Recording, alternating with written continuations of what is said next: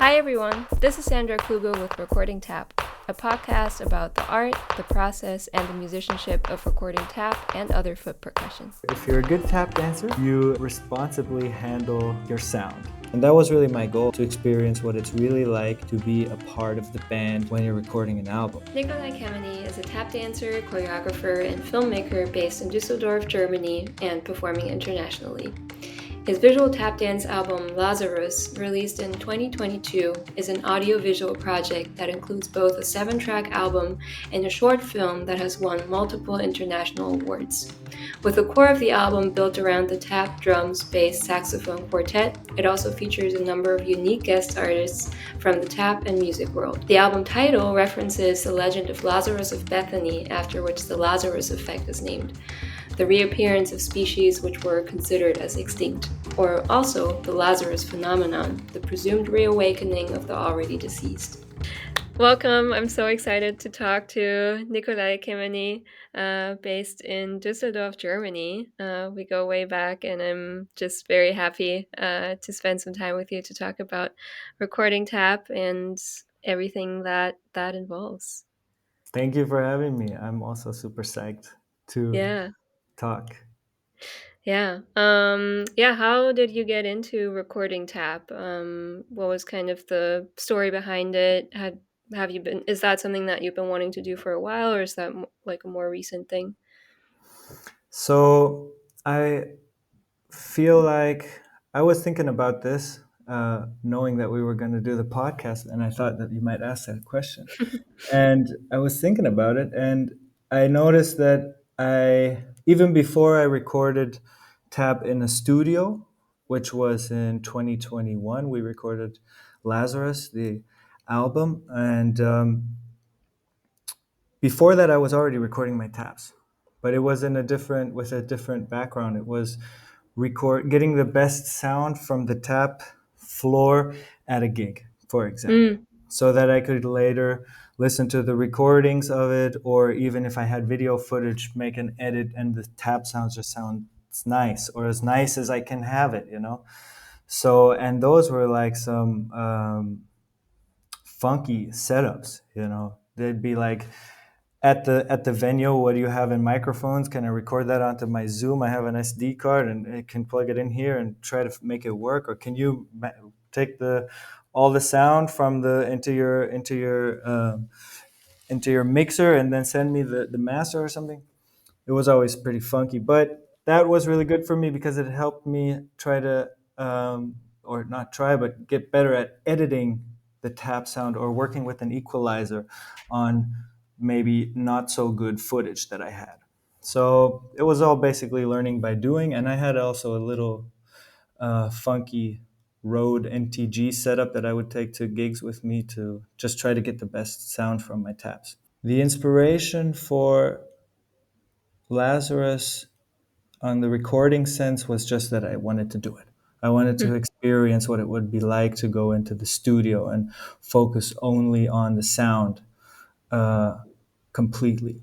And I totally went into it, and I built myself the platform that I needed and set up the band, and turned out to be a great experience. I'm so grateful that I was able to do it.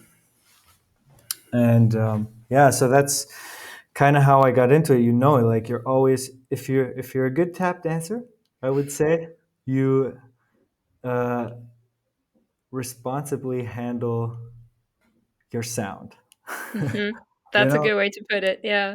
I don't know. Like, it was always important to me to sound nice on recording. Yeah. Yeah, you already mentioned your album Lazarus, which is called a visual tap dance album, right? Yes. I'm curious, can you talk a little more about how you came up with that name, Visual Tap Dance Album, and what was the origin story of this project specifically? So I wanted to record the album, but I thought it would be cool to have that album be a soundtrack to a movie that would show maybe also the tap dancer, but also a variety of other styles of dance. Well, maybe I'll get into it a little bit with the backstory to the project. So I wanted to make a movie to which the Tap album was the soundtrack. Mm. That's why later then we produced the movie, and I see the work as a complete thing if it's if you're watching the movie, hearing the album with the visual to it. So it's a 43-minute short that features a lot of international artists. The thing was there that, like Miles Davis went in to record uh, the Elevator to the Gallows Hmm. soundtrack. They Hmm. called him in to watch the movie, and he just improvised into the mic while he was watching the movie, right? Hmm. I thought that was so cool. And I think if I were to make another movie, I would do it that way, make the movie first and then make the album to the movie. But this time around, the album was first. Hmm. So we went in, before we, you know, um, planned the tunes. I got the band together. My main musical partner was Tom Friedrich, my long drummer friend that I also met in the Sebastian Weber dance company years ago in a production we did.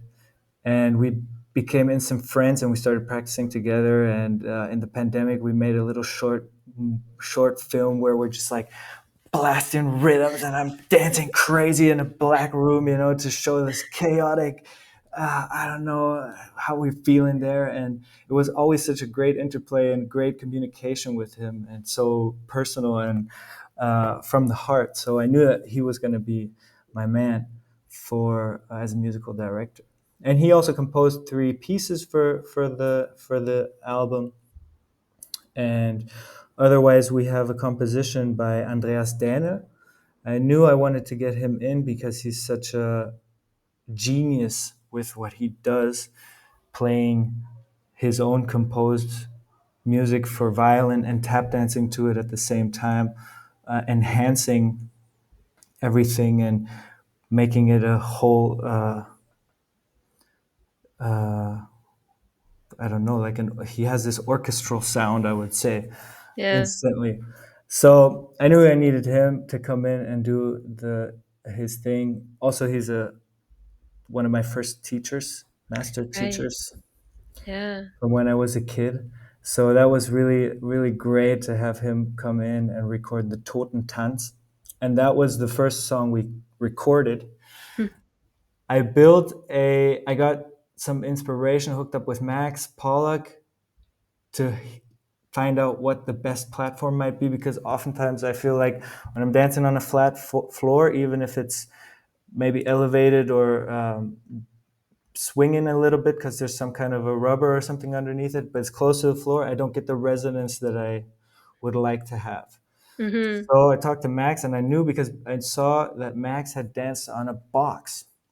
So I asked him about it, and he told me the box is the best thing you can do. It's basically a platform that has some two beams, a frame, and a beam in the middle. Just a short one though, so the sound can go around inside. It's just a protection there, and it has a sound hole at the back. So when you dance on it, it's basically like a drum, like a cajon in a way. Mm-hmm. Sound comes on top, resonates inside, and shoots out the back, the sound hole. So of course, I went and I got all my materials. I got a maple, uh, 3 centimeter thick top from a carpenter, Hmm. and I built the box uh, and put it on like rubber feet, maybe another 2.5 centimeters thick, and I spread them out across the whole underlying platform. So the whole thing was kind of a little bit, it was floating a little bit, you know? Whoa. It How was tall was so the whole great. thing? The whole thing is like 10 centimeters Oh, wow. thick, and it's heavy as hell. You need two Yeah. people to carry it. Like, yeah. Wow. And how big? It's, I think it's 1 meter 50 times 1 meter 50. I think that's what it would have to be. Yeah. Hmm. Yeah. Don't know Wow. exactly. Something like that. Yeah. Interesting. Yeah.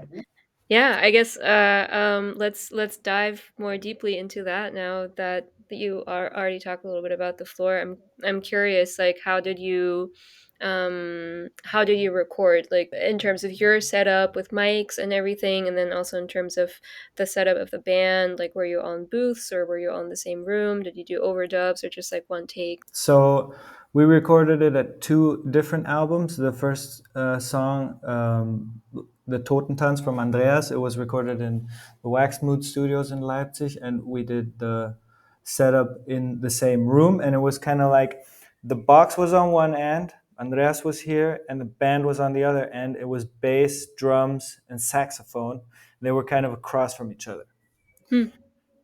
That was cool because Andreas had his violin up top as well, where there was a whole story with the microphone. You know, you need the special mic, and you're there, and you don't have the mic. Got to get the mic and do everything. That was fun. A lot of cool experiences on the production side there, Yeah. and so that went great. And then we moved to another studio, and there the first guest of the recording process was Markus Stockhausen, who's a trumpeter and flugelhorn player, great composer, very well known in Germany, one of these OG musicians that just lives it completely and is such a huge inspiration. Just his sound is like mwah, right? So, and he's a great person as well. He comes in and he says, it was the first day of recording, everybody's there showing up, setting up, and he says, why don't you put your box in the middle and we build ourselves up around you? Very Hmm. so okay, well, yeah, we could try, put a rug under the box, put it in the middle. People start like pulling up around me. I'm standing on the board, like looking around. Okay, interesting perspective. They're wiring everything up with microphones and stuff. And no, let's get closer, let's get closer, let's get closer. It was a huge room with a big library on one side. On the other side, it had a big wood stock, chopped wood stacked up along the wall. Some paintings, kind of in a vintage look, maybe, but very authentic. Hmm. Warm space, and we started scooting in together, closer, closer, closer, closer, until I was there on my box. And here's Tom, the drummer. Here's Toby on bass. Here's Chris on the saxophone, and here's Marcos over here. And wherever I would turn, it'd be a new musician. And yeah, so then with him, I wanted to, with Marcos as a special guest, because I have several special guests on the album. My idea was to play an improvised put an improvised piece on the album, because Marcos is such a fantastic intuitive player, right? Is that And the first track on the album? solar, yeah, exactly. So how it went was that we just started playing waves, and it was basically the first time the band ever came together, right? So in that constellation, so it was a very special moment. First time we're experiencing everything. For me, it was the first time on the box in this setup. Everything's so sensitive, and the frequency was just sharp. It was there, and we played for like 5 or 6 hours, waves and waves and waves and waves. And there's so much fantastic material, and out of all these waves, I had to choose like one song, one bit, one song to Mm. put it on the album. Actually, I have a whole nother, from the records EP there, but I still have to work through the material, master it, Mm. all that stuff. It's another process. But yeah, that was that was the setup for the album. Then in the end, me in the center on the box, and the musicians around me. And as for microphones, it was interesting to mic the box. I had two shotguns from the front, Hmm. pointing like down into the center of the box. Then I had what are they called? The flat ones, PZMs, I think they're called. Let me just. Well, they're the flat ones that lay on the floor. Grenzfläche in German. That was inside the sound hole. And then what I noticed was that I was missing like a mid section, kind of in the frequency. I got the highs from the shotguns, and I had the lows from the box, deep resonance, full sound, but I was missing the mids. So we decided to put like a condenser mic. It's more of a vocal mic. You see, maybe in a podcast you would use it here in front of you. It stands upright. and we put it just like right in front of the box here on the height to absorb the floor. Mm. And that turned out so nice. I loved that sound, and it was just a little detail that really made a difference later uh, in mixing and mastering. Yeah. I'm curious, why did Marcus suggest you be in the middle? He is a very spiritual man, Mm. which I also respect and appreciate a lot, because I do also feel uh, that playing music with other people requires a somewhat of a spiritual communication, or yeah, that's I think what it is. Like you're opening yourself up to another person, to the same way the other way around, and then you have a conversation with each other through your art, whatever you do. And he's very open in that sense, and I think he just instinctively felt that that was uh, maybe a nice idea, and he spoke it out, and it ended up feeling like a ritual, you know. Like I was Hmm. there in the middle, and I was really able to go into a ritualistic dancing feeling, which is so important for me as a dancer, because it gets me like in the zone. This whole really tribal, almost animalistic feel to the music and the rhythm and the stomping of the feet and everything. So the sounds. So it really ended up being perfect. Hmm. Marcos is so experienced. Been in making music since he was a child, and for more than 50 years now. So Yeah. it was really great. And Yeah. yeah, so then we spent the next couple days in there, recording the different songs, and we had a composition of Dorit Scheffler on Hmm. bass clarinet, which was also beautiful. We had Sebastian Weber, of course, on the album. He came by and did a special, really nice, and my good friend from Spain, from Vigo, Arturo Rua, on a Wurlitzer piano, which also had to be organized beforehand. It's like this special keyboard from the 80s or 70s, even, I think, that Yeah. you only find them nowadays if they've been really preserved, because they have sensitive electronics. Got him the Wurlitzer. He came in, brought a beautiful Celtic folk song, which we rearranged. He rearranged it for our setup, and it turned out so beautiful. And yeah, that was that was the process. Arturo, I met him at in Barcelona at one of Roxanne Butterfly's summer intensives. He was there Oh, playing cool. playing for a jam session, and again, instant friendship. We met, we talked, and it was instant brotherhood. You know, so I knew I had Amazing. to come bring him up here to do it. Yeah, I had Yeah. flown over there to his place, hung out with him a few years ago, and we actually already started working on some music together, some ideas, and now was the chance to do it right, you know. So it was a gift to have all of these special people in my life join me for this project. Not to uh, forget my great band, Christopher Kunz on saxophone, Tobias Fröhlich on bass, and my good friend Tom Friedrich on drums. You're the best. I Yeah. love you.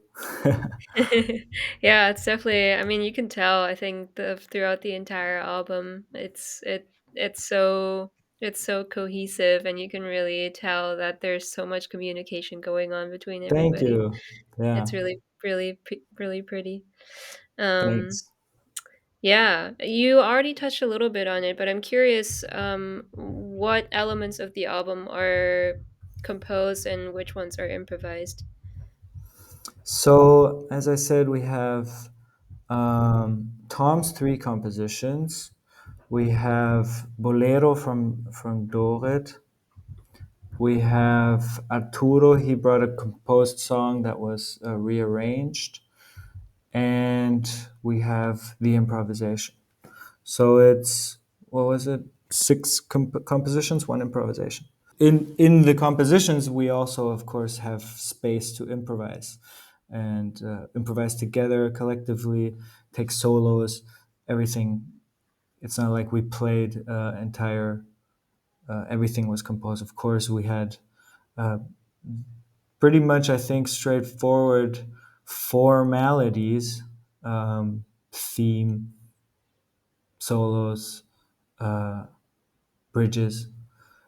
But with Doritz, we had a cool rearrangement that we did in the studio. It was always also open process for everyone to bring their ideas to the table, and we tried to make anything happen and feel the vibes. Super cool. How did you record? Was it more like a let's do one take and that's it kind of situation, or did you spend longer time on each track?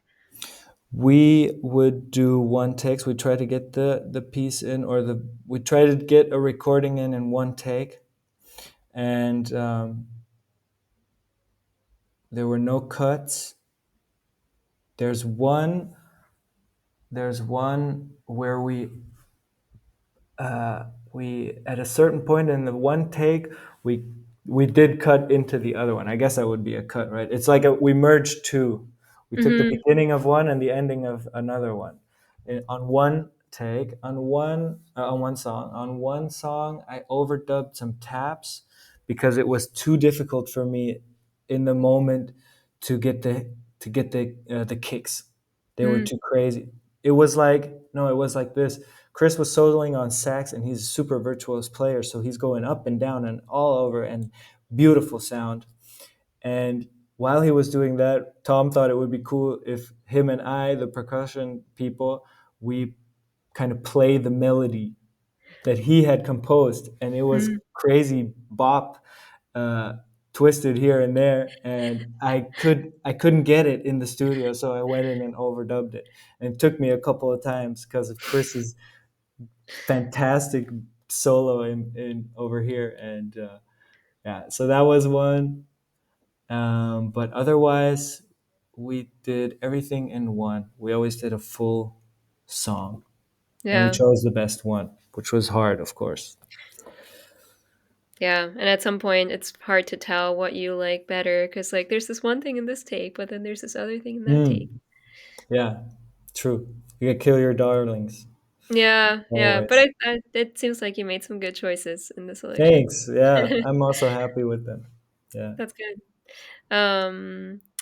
Yeah, I'm curious, oh, what role do the taps play for you in this recording setting? Because I feel like I think a lot about the spectrum of being a soloist versus being an accompanist and like part of the rhythm section. How did you approach that?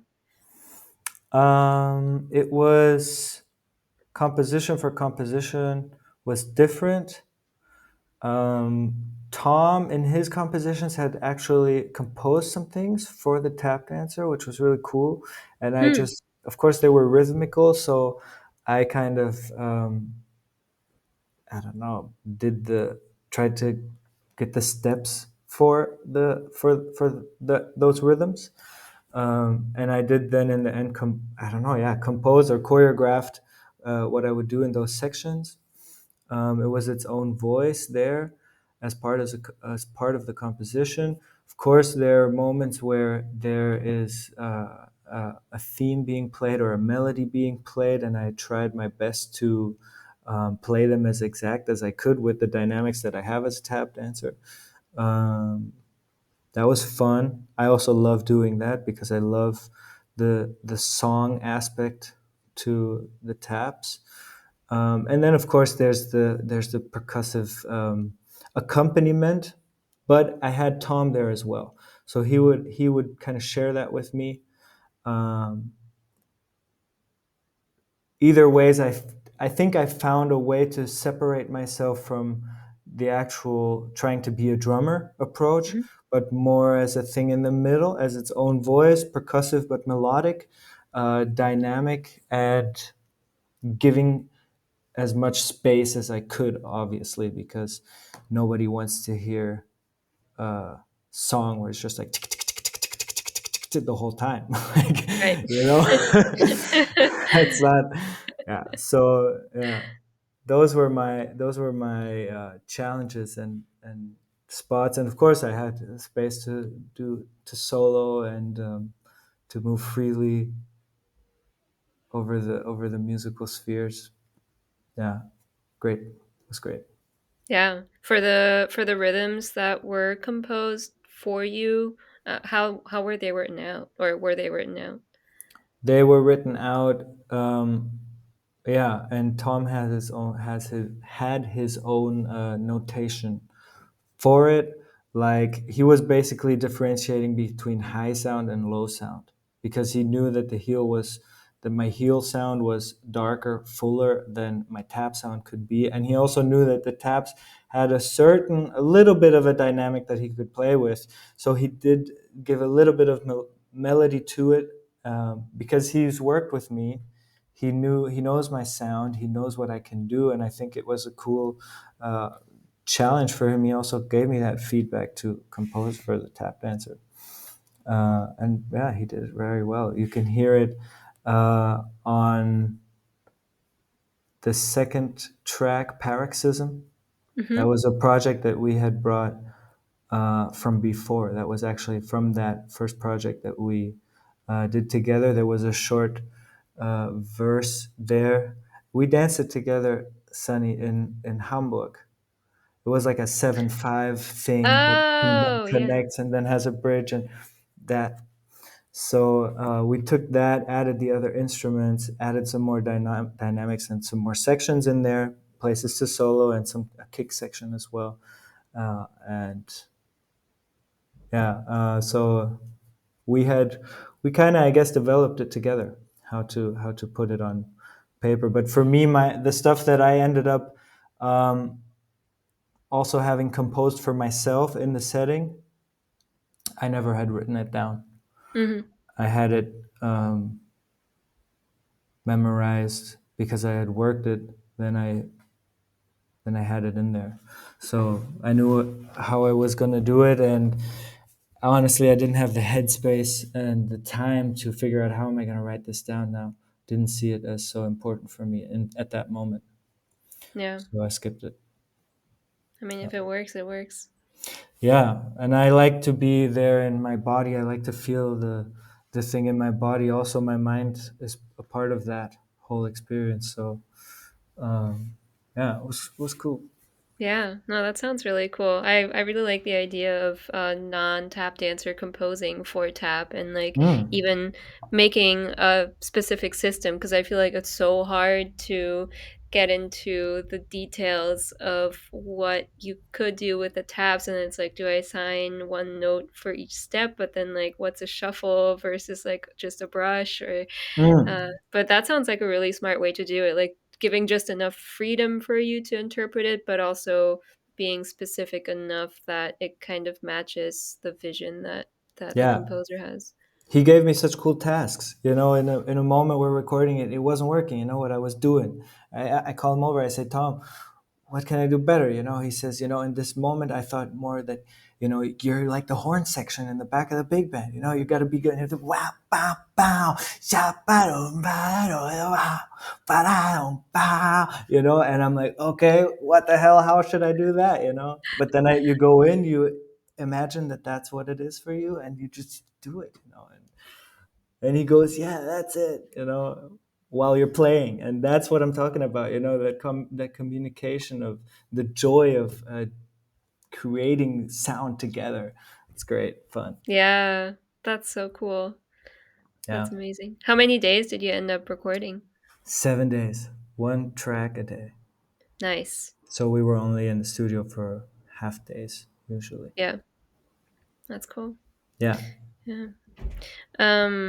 Cool. So we talked about the recording. Now I'm curious about the mixing. Um, Hmm. was that done in the studio, or did you just hire somebody? It And was like done in the studio. We in the did it studio. there. Hmm. Were you We took there the the entire last day. time? Yeah.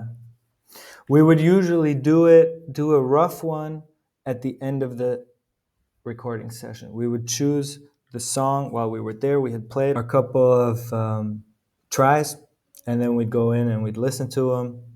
We had written notes maybe after we had done a take, saying, okay, this was good, this maybe didn't work so well, here, there, noticing things also of the ensemble. And Then we decide, you want to go listen to it right away, or do we do another one straight off the bat? So then we would do that, because sometimes in the beginning we'd go in and listen right after we'd done a take, so that we could instantly feedback and say, this is what we can do better, this is what we can hear, we can, maybe it would be cool if we do this or whatever, maybe we change this, we play this section before, you can still maneuver. And yeah, so by the end of the day we try to have the selected um, take, and then we do a fundamental mix on it, just where all the musicians are also happy with their sound, how they sound. Hmm. Because we also had guests there that might leave the next day, so we did it right there then. Huh, interesting. So everybody was there while it was mixed. Yeah, and then in the end, we did a final mix with Tom, myself, and our engineer Steffen from Off the Road Studio. Yeah.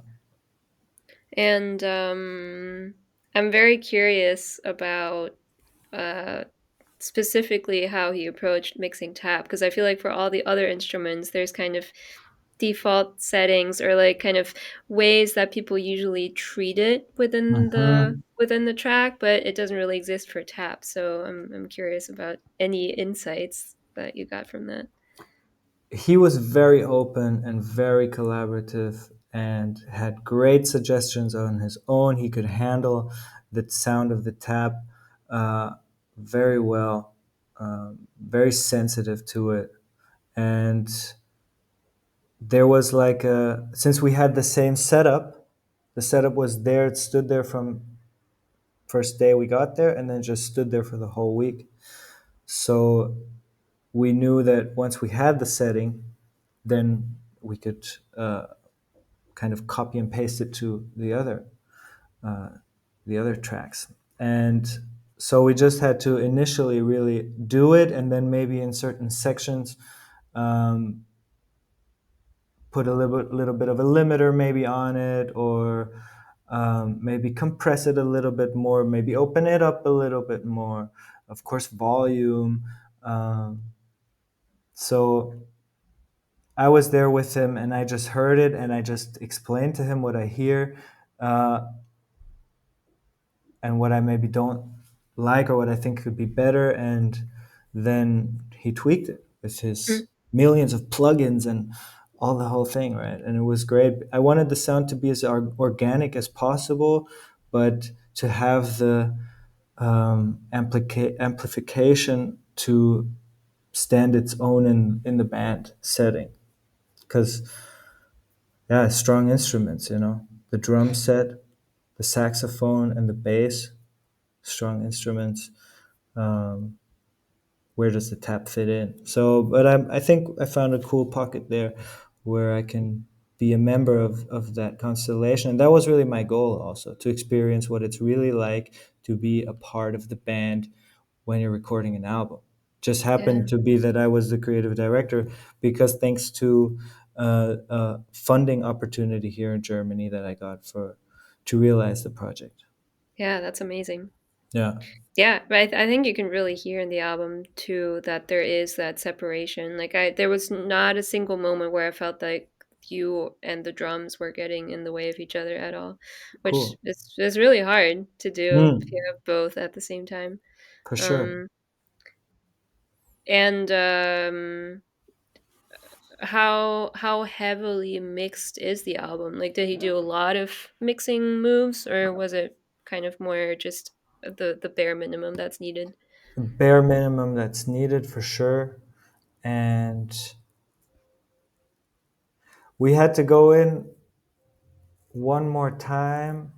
Yeah, what Tom and I went in the last time, and there we kind of did the overall sound just a little bit more. Um, but overall, the sound was meant to be as organic as possible. Yeah. I was always thinking about the Miles Davis quintet, Mm. except that we didn't have the keys. And well, we did then when Arturo came. So they have this fresh, rounded sound that goes forward a little bit, has a certain attack to it, but also a gentleness, a lightness to it. That's what we were going for. But also, of course, the taps. What I did notice, they bring in an earthiness. They bring in Mm, an earthiness. The metal tap hitting or scraping or shuffling on the wooden surface. It brings an earthiness into the overall sound, which is really interesting. So yeah. cool. Huh. That's interesting. Yeah, I really appreciate about the album that it sounds organic, but it doesn't sound too roomy. Because I feel like sometimes, especially jazz recordings, can sound a little bit too live. Hmm. But it seems like you guys made some good decisions about how to keep that organicness, but also Hmm. add just enough so that it feels like a cohesive record. Cool. Thank you. Yeah. We tried to play also a broad mix of different moods and colors in the Yeah. different tracks. Bring Yeah, a it's a variety in. Hmm. it's definitely a whole journey of vibes. Yeah, Yeah. thanks. It was for Yeah. us as well. Yeah. Yeah, I bet. And then the mastering, was that also done in the same studio? The mastering was done by someone else, and yeah, he also did. He lifted it up another notch. I felt gave it even more of a higher quality, a more concentrated yet airy sound. Really, Mhm. really cool. That work of a master is very impressive. Like the details to sound, and then the flat sound and the full spectrum of the sound that they can hear is super interesting. I learned a Yeah. lot there as well. Were you also present for the mastering? No, but he would send me the versions. I think we went through two or three. Maybe it was only two. I'm not sure. Two or three back and forths on certain tracks, and yeah, the differences are like they're so unexpected, subtle, of course. But since you've heard it millions of times, you hear them. So it's big up to the masterers out there. Yeah, yeah, absolutely. Yeah. Also an art. It very much so. Yeah, mastering. I mean, it's a whole different thing. I feel like sometimes it feels like a mysterious thing to me where it's like, oh, this mix sounds pretty good, but then you send it to the mastering engineer, it's like, wow, what did Yeah, they do? yeah. Very cool. Yeah. Was there anything in particular that was unexpected that you learned or something surprising? Um, the whole process was like that. It was just learning and new experience one after the other, and it was on so many levels because later we then went in and we produced a movie to the album, right? So there's a visual counterpoint to the album, and that brought a whole nother process with it. But unexpectedly, in terms of the recording of the audio version, the thing with the vocal mic was impressive for me. I wanted to always have the opportunity to try that out on a bigger stage. What it would Mm, be like if you had like multiple vocal microphones upright around your dance floor that's bigger, huh, you know, maybe have multiple people dancing on there. That would interest me, but I never had the opportunity to try it out.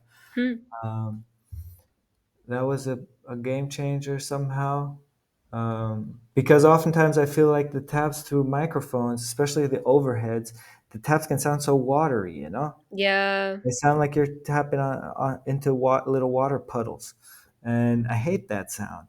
So we added yeah. the flat one in the back that gave it the oomph, but still that watery sound, you know. So you compress that from the top, get the water out, and you add a midsection microphone that gets a full round, warm sound, picks it up, Mm, and add that to the mix, and you got a really nice leveled. balanced tonality and the tap sounds that can show, I think, the dimensions that you can go. They're limited, Yeah. but at the same time also can be surprising when you hear it. You know, suddenly there's, I don't know, a crazy scratch sound, or uh, I don't know. It's also a tap, but it sounds different because of the angle or the what force you give it or something. You know, and I feel like you can hear Yeah. those differences in the dynamics when you listen to the album. Totally. Yeah. So, And I think that right there is one of the most challenging things about recording tap because it's like you have one drum, but there's so many different things happening on that drum. And how do you bring mm, those out? And I feel like when you tap yourself, you you always kind of know how much you can do and what your range of sound is, but it's so hard to capture that and have that come across to mm, somebody that doesn't know, and that like can't fill in the information that they get sonically. mm. So yeah, it's that's very interesting. So just to kind of nerd out on a technical level for a second. So do I understand right that they basically made some like more drastic EQing decisions? Like for the contact mic, they just took off the entire top end so they could just focus that one on the No, lower end. Hmm. no, no, no. We only took out disturbances, basically. If Mm, there were disturbances, we tried to take it off the ends, um, and then just balance what we had in the middle, in the mid sections, and just about like basically going to where is the border uh, hmm, on the spectrum, and then just a basic equalization of the midsection, which was already there. It was already organic enough. I think the connections between the different mics was the thing that we focused on a little bit more. That it would have organic transitions from between the frequency sections. Um, but we didn't do any kind of, I don't know, we didn't overlay any kind of filters or anything like that. It was just a raw tap sound. mm. Cool. Yeah. So fascinating. One thing I I love wanted to that. add, if I may, to the unexpectedness. Yeah. I don't know if it came unexpected, but I really appreciated experiencing it. The the need to really focus in on your on sensitivity in your Hmm. dancing. Um, that really, I think, upped my game. Like, I got better. I got to be a better tap dancer through doing that, to experiencing that, because you can't just go on there and just dump it out. You have to really, you're forced, also out of respect to your fellow musicians, to be sensitive in your sound when you play, when you don't play. And I knew that was coming, but I didn't know that it was going to come like that in that Mm. experience. And I'm so grateful for having that, because yeah, I think it shaped me from there on, how I dance and how I approach my dancing. Yeah. Yeah, I can totally see that. I feel like nothing like recording yourself and just recording the audio to really become hyper aware of every single little decision that you make. It Yeah, even if it feels really small, it's gonna make such a difference. It's totally. just like the amount of touch that you give onto the step. Like, Yeah. And it doesn't matter what step it is, really. yeah, It will never matter what step it is. It matters how it sounds, you know? yep, yep, yep, Yeah. yeah, And I absolutely, totally dig that, right? I love it, to focus on that, because then you become like a player, musical totally. player. 100%.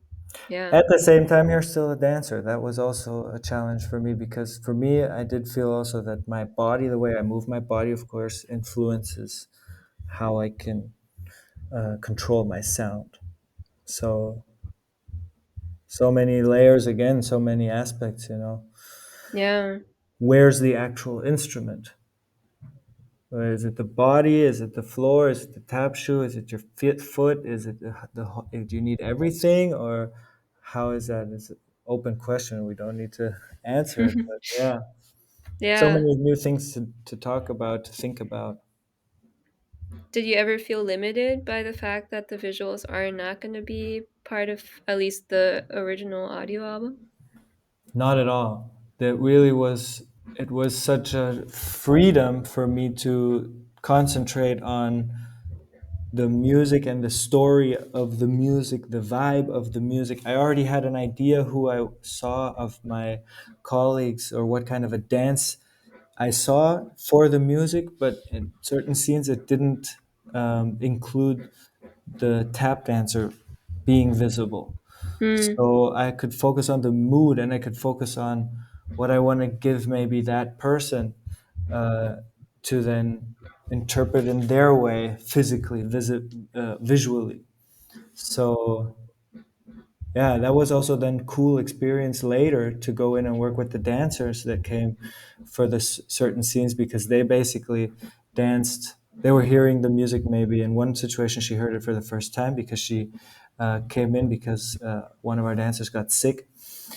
She comes to the space, she's hearing the music for the first time, and of course there's the tap is there, it's part of the music, and she just goes into her mode and starts dancing to it, you know. Wow, so cool, you know. As a Yeah. musician, you always, I heard this quote, I think it was probably not Ron Carter, but I think it was Ron Carter saying musicians play for dancers and dancers dance to musicians playing music, you know? And that Mm. was always their goal to, while playing, their inspiration was this should be music that you can dance to. Hmm. So um, now I'm there and my music and there are people dancing to my music. It was a great experience. Yeah. Yeah, that's so special. Mm. I feel like I mean, that's kind of the core of all folkloric music. It's Mm. made for people to dance to. Absolutely. And I do think that that fits into the uh, context of the album or the whole project. There is a folkloristic approach maybe to it, you know, an aspect to it that developed itself along the way, you know. It was difficult Mm. always also to say what genre we play on the album because it truly is a variety and it's just music, you know. Yeah. I think that's a good sign to not be able to say this is this genre because it Mm. really means that you made something that's truly your own thing. Yeah, turned out that way. Like I didn't know that it was going to go that way, but I'm Yeah. super grateful that it did. Yeah, no, that's amazing. Definitely a really great project. Yeah, thanks. Um, I have, I guess, one more question. Mhm. And that is, what kind of advice would you give to somebody, to a tap dancer that comes to you, who wants to get into recording? First of all, I would say do it, right? Just do it. You'll figure it out along the way, right? You know how you want to sound, and if that's your goal, you want to listen to yourself sounding, uh, just go for it and do it. On a more detailed level, I really liked the sound that came from the box setup. I would totally recommend building your own part of an instrument, your own box, tap box that you can dance on. Um, the microphone, set it up, try it out, the vocal mic. I think that would, even if you're in a home setting, I think it might even be enough. Set up the vocal mic and see what you get from there, you know. Then you could even dance on a flatter board at home because you pick up more roundness somehow. Those things worked for me and they ended up being good, I think. Yeah. And I think you also brought up an important point of knowing what you want to sound like. I think that's also like, if you don't know yet what you want to sound like, then that's Mm. also something to explore just by doing it and Yeah, recording yourself. for sure. You could record with your phone. Yeah. Even. Yeah. Yeah, exactly. Cool. Yeah. What's next? Do you have any upcoming releases or other non-recording related projects? Right now, I'm working on some really cool kids projects. I'm going into schools and daycare centers, dancing with the kids, creatively getting to know rhythm and tap dancing and just moving with your body and feeling good. And that Cool. gives me so much joy because I'm now here with my fresh family and I'm really enjoying that and love working with the kids. Do they have tap Um, shoes? yeah, sometimes I even bring tap shoes, and in one of the projects we even were able to, through funding, give all the participating kids a pair of Capizio tap shoes. Wow. So that's kind of the work I'm doing right now. Um, Artistically, I have some ideas for sure. I have some ideas for projects, and they will come. Um, they're not ready yet. I need to pull in the focus a little bit on Yeah. those because I'm a kind of guy that I like to do different things. I always think also I'm like my son now. I'm realizing I'm drawn to new experiences, new things that I see that inspire me, and I tend to go for them. Yeah. So I have a bunch of ideas, and some are more defined, some are more wide. But I would like to also explore more of the movie making aspect. To me, I think, well, it inspires me because I think a lot of history is in tap dancing in movies, Mm. and I continuously research that and think about how I can make that work in today's world um, on a level of depth. Like I'm not talking about reels or anything like that, right? I'm talking about films and to those films, obviously, I enjoy creating soundtracks with my taps included in there. So I would like to explore that more. Yeah. Absolutely. Like I said, this time I think I would do it the other way around. Make the movie first and then go in and watch the movie with a band and record it like they did it for the elevator to the gallows with Miles Davis. That would be so cool. Yeah, that I would I be don't even know amazing. if anybody has done that yet. I don't I think don't so. know either. It would be so cool. I would love to do Be that. so cool. But Yeah, you you'd have could. to practice out of the wazoo before, man. Get really tight with your band and then go in and do it. Because, Yeah. yeah. Yeah, that kind of stuff for sure. Also, I'm venturing more into thoughts of composition, Mm. um, trying some things out, just continuously learning, continuously growing. Yeah. That's, I think, the best way to live is. Yeah, for sure. For me, it is absolutely. And I know for you, it is as well. Absolutely. Yeah. Is the composing rhythmic composition or everything? Also melodic Yeah. and harmonies as well. But yeah, trying to make it fit all together is the main challenge for me. Yeah. Can't wait to hear some nerdy beats. Yeah, we'll see. Yeah, for sure. That's so cool. Awesome. Well, thank you so much, Thank Nikolai, for you. joining me and for sharing all this very interesting background story and information about your album. Um, and yeah, can't wait to hear what's next. Thank you. Thank you for having me on the podcast. I love what you're doing and I will always support you. And Thank I you. love you as a friend so much and only the best for you. Yeah, likewise, my friends. Thank you. Thank you for listening to my conversation with Nikolai. To find out more about his work, you can visit his website, nikolaikemeny.com, and his Instagram at Nikolai Kemeny. You can listen to his album Lazarus on Bandcamp. Excerpts of the film are on his YouTube channel, Nikolai Kemeny, And the full thing is on Film Freeway, which I'll link below.